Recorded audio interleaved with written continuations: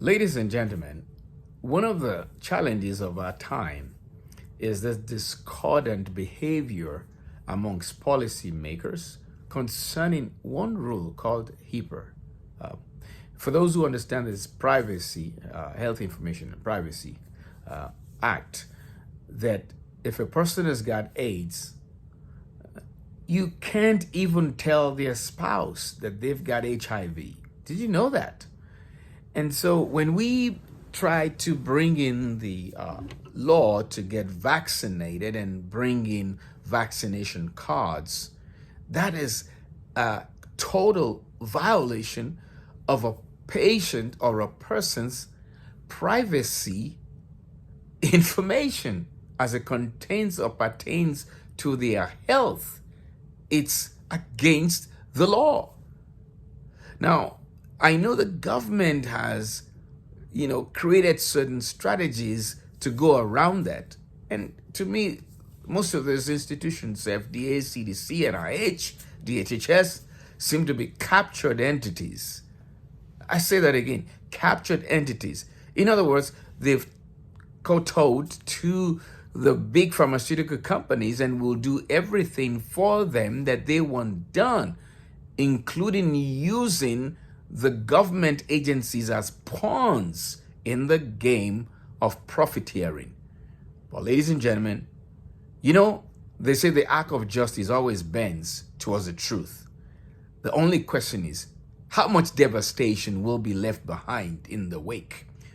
In America alone, we have over 600,000 people dead as a result of this belligerence on the part of the FDA and CDC in particular refusing early treatments for almost a whole year and then remaining indifferent as of today.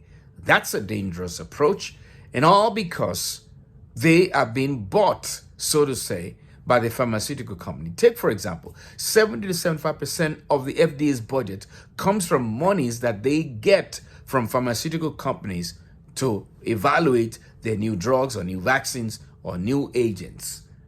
That's unbecoming. And we are now at a crucible where freedom is at stake for the average American. The country is divided so much, and we have no clue how much devastation will result from the refusal to accept alternative treatments. And the deception that the EUA is set in stone is another lie.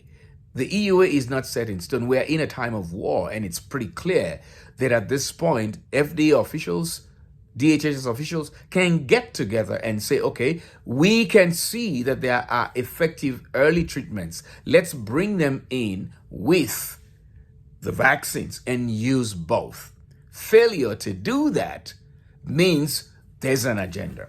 There's no other way around this thought process. If you cannot bring in terms of desperation, if you can allow the vaccines, then there's desperation to bring in fluvoxamine, to bring in ivermectin. There's desperation to bring in colchicine, and a few others that may have already been in randomized clinical trials and repurpose them. Famotidine, Pepcid. These are things that can be used, which the government agencies seem to have turned a blind eye to. The question is, if you get exposed to COVID-19 in the airport, in the hospital, in the bus, on the boat, or the ferry, or the train, there's nothing you can do immediately. There is a clinical trial that I do know they refuse to do. It's 043416888, 043416888. That's a clinicaltrial.gov registration for hydrogen peroxide, which another person tried to do thousands of meta-analysis or surveys showing that hydrogen peroxide is ineffective. That's nonsense. Saline, hydrogen peroxide, and a few other can directly alter and destroy traces of the virus, including povidone iodine. But the gaggle study represented by that CTG, clinicaltrials.gov number 043416888, was never carried out. I suspect it's because they know that if they carried that out, it will show the efficacy following contact with coronavirus inhalation that you can actually destroy the presence of that virus and be free from the fear and contagion that plagues us at this point in time. Ladies and gentlemen, you are in charge. You have a say. The government doesn't control every policy. People have to vote at some point. And I'm hoping that anarchy will not rule in this beautiful country that we have migrated to simply because of the greed of a few people. Remember, there is enough for everyone's desires, but there's never enough for everyone's greed. This is Dr. Gaxton. Have a wonderful day.